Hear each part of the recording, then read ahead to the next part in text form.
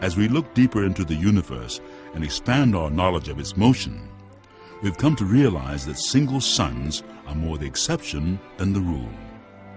Roughly half of the stars you find in the universe are alone, and the other half are in groups, and often the groups consist of two, and if that is a group of two, then we talk about the binary stars. But it can also be 3, 4, 5, there's no limit on that. Binaries, that it seems to be the common observation in the cosmos now. Most of them are actually binary systems. With so many binaries in the heavens, why wouldn't our sun have a partner? Then again, if it did, wouldn't we be able to see it by now, with our high-tech observatories or the Hubble Space Telescope? While there might not be a visible companion, it doesn't mean one's not there. Some stars can't be seen at all, such as black holes or old neutron stars, and others, like brown dwarfs, are barely detectable. Also, the long orbit period of 24,000 years would make the connection of our sun to a binary partner extremely difficult to detect. One sign we'd expect to see would be the changes in the sun's rate of movement. In a binary system, orbital speed is not constant, and theorists say it would cause changes in the precession rate. As soon as two celestial bodies orbit each other, according to Kepler's laws, you have elliptical orbits. And if you have that, you have where when the bodies are closer to each other, they tend to be faster, and then as the other object moves further away, it gets slower and in again. If the current rate of speed were constant, a complete binary cycle would take almost 26,000 years. But scientists have confirmed that the rate of precession is increasing. In a binary system, this would mean that two stars are moving closer together, and the cycle would take much less than 26,000 years. Analysis of the data has shown that it is actually closer to a 24,000 year period. If we keep observing, if we make future measurements, that would indicate certainly that we are in a binary system. The cycle of a binary system might also be observed in the geological record. Mathematician Milutin Milankovitch noticed the Earth has had global warming and cooling cycles that roughly correlate to the length of the great year.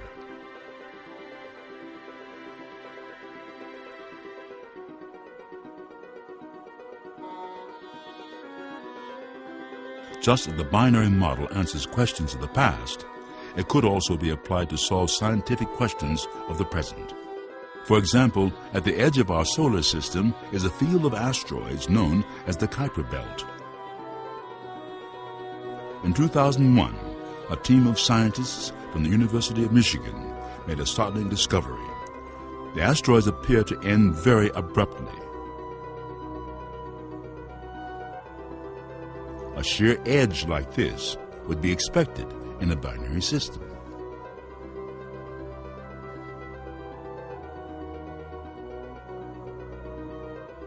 Also, a large number of long-cycle comets in our solar system come from a very small part of the sky. Although some astronomers like John Matisse and Daniel Whitmire think it may result from the gravitational pull of an unconfirmed 10th planet, our sun's binary could also have this effect. Another enigma.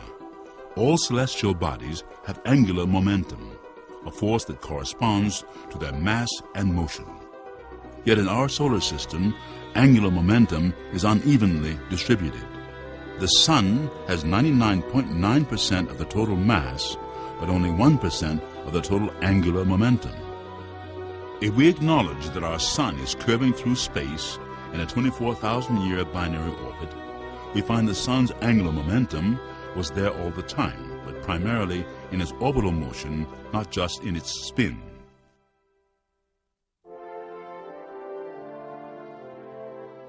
Although the possibility of a binary star agrees with many observed facts, it does raise questions. Where is it? How do we find it? The most common objection is, if we were in a binary system, we would know it by now.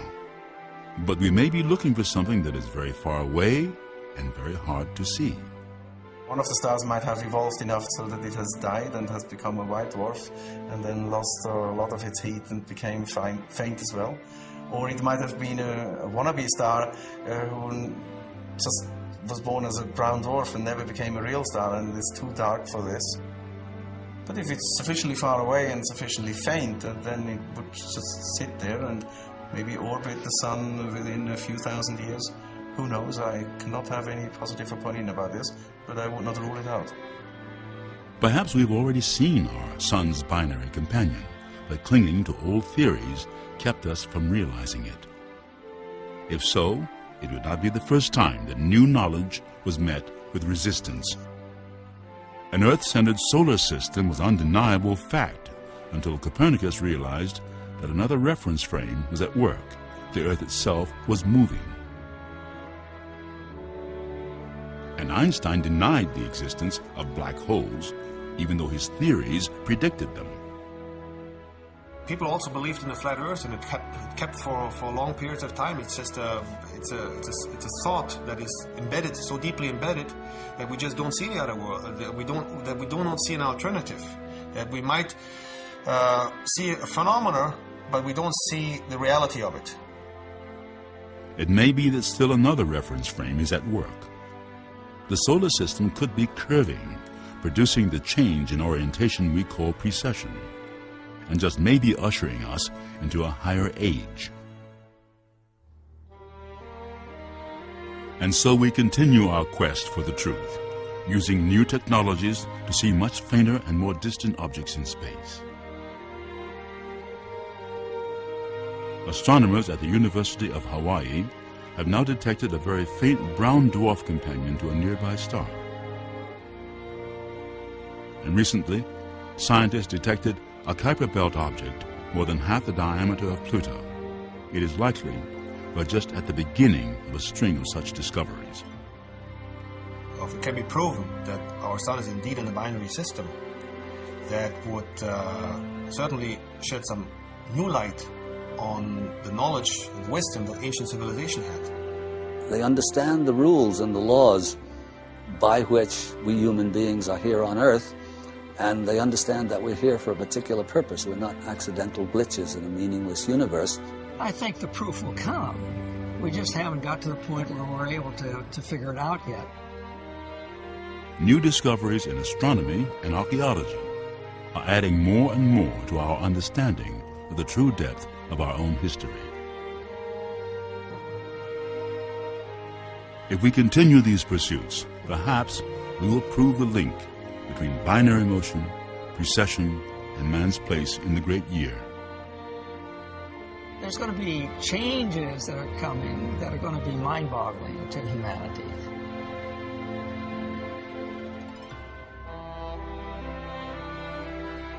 History reveals that ancient cultures around the globe were aware of a great cycle that connected the movements of the heavens and life on Earth.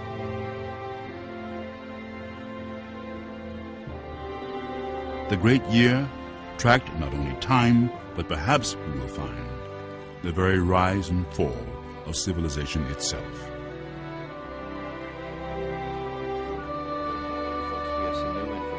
Changes in the solar system, plus we could always use a review. Venus is the story today, so let's start from the outside and come in. Uranus has been photographed by Hubble since its inception, but until recently was not able to see the auroras out there. Must have been quite a show. Saturn, god of the harvest, saw stormier skies than usual. Storm predictably comes every 30 years and lasts a few dozen days, but the most recent event started a decade early and lasted over 200 days.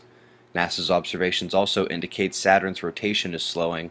They think it's their measurement error. Right. After 50 years of careful observation of Jovian radio emissions, Zeus now whistles in a different octave. The visual scape of Jupiter changed dramatically, from the chemistry to the energetic events. I call this storms and stripes. Then the alleged asteroid impact last year. Thing is, they admit to seeing no debris in the clouds from the explosion, but also no cloud hole punch in case it somehow had remained intact. The concentric circles are my favorite part. We never discussed that. Mars has apparently taken some magnificent quakes recently. Interesting trick for a planet they said had no tectonics. Most of you know that slowing of Venus's rotation is not disputed, but now we have further evidence of changes there. Over the last 6 years, the weather on Venus has been becoming more and more extreme. Now consider everything you have seen, and then how lucky Earth is to have not changed to those extremes. Now let's jump back in time to revisit some of the Earth changes we are experiencing. Earth's poles are shifting, magnetic poles that is. For simplicity, I've labeled the top, bottom 2, and middle point of official North Pole measurements. The first 73 years at the bottom represent normal pole migration, but the next 68 years, up to 1972, shows a large jump. A similar migration is taken to the top, 2001, but this took only 29 years. We know that as of a few years ago, it was traveling 40 miles a year towards Siberia. Globally, our protective magnetic shield is 10% weaker than it was in the 19th century, and the World Center for Geomagnetism claims the weakening began in the 1600s. That's Earth's protective interface with energy from space. 10% gone. 10% more energy coming in. Not just the extrasolar energy they measure, but on all wavelengths and frequencies, not to mention the cosmic ray and gamma ray bursts not coming from the sun. Never found a climate scientist considering this fact in their findings. Observers here know that the rare polar phenomenon known as noctilucent clouds has recently become a normal sight at mid-latitudes in summer, or that the boring F1 layer critical frequency that boringly tracks with the solar cycle decided to go nuts in 2007, indicating a serious energy change.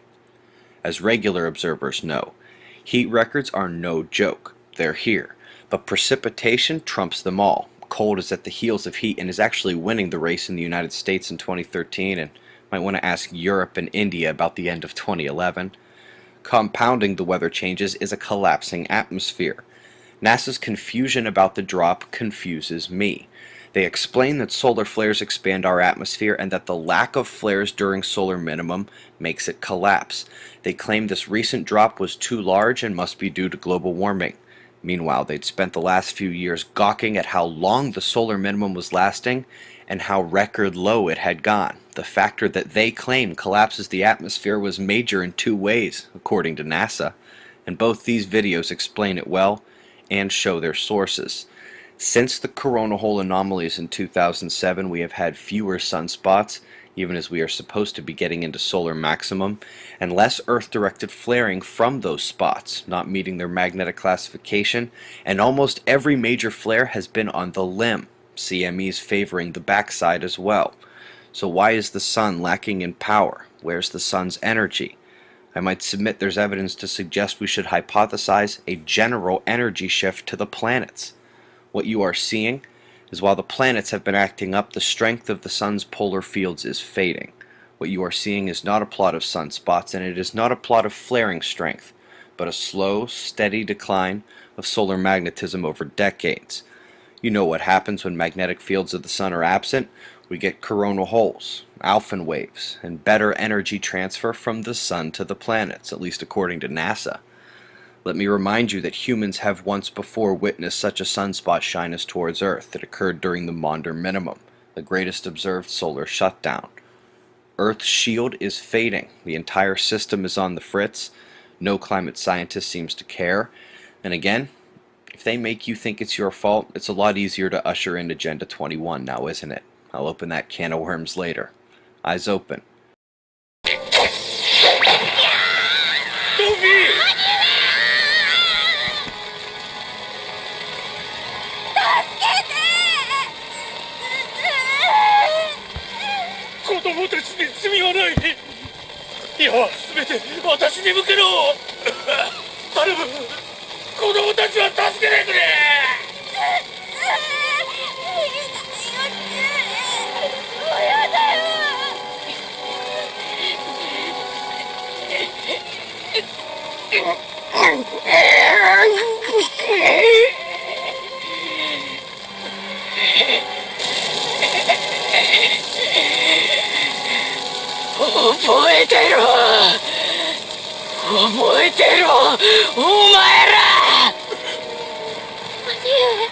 俺は死なねえ。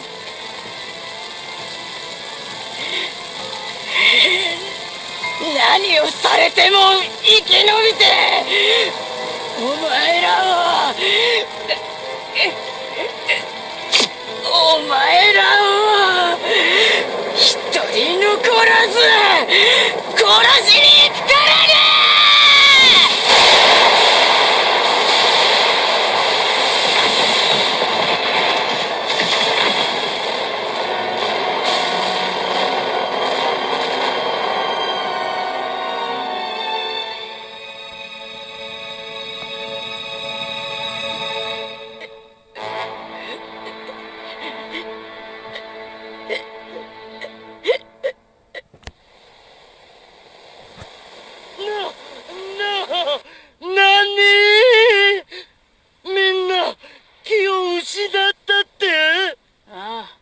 それは覇気だねえ。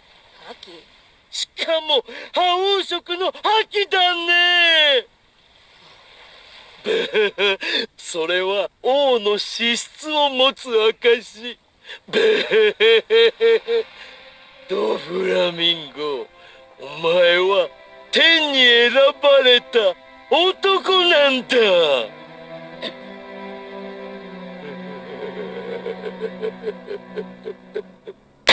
さあ、男なら自分を試すがいい。殺したい奴はいるか？復讐する力を与えようか？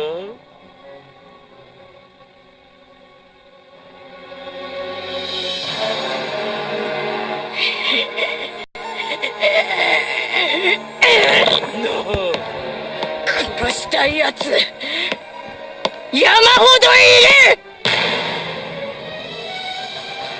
る。なぜ俺の力まで奪った。もう取り返しはつかねえんだぞ。お前の首で聖地へ戻る。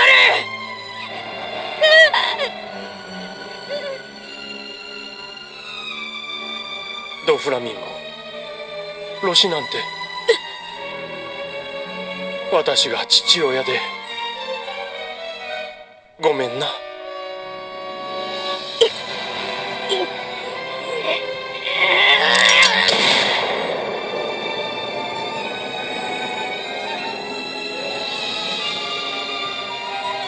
ドフィーは違う。ものが違う。出生が狂気を育み、運命が怒りを呼び、この男盤石な夜叉、まさに究極の悪へと変えた。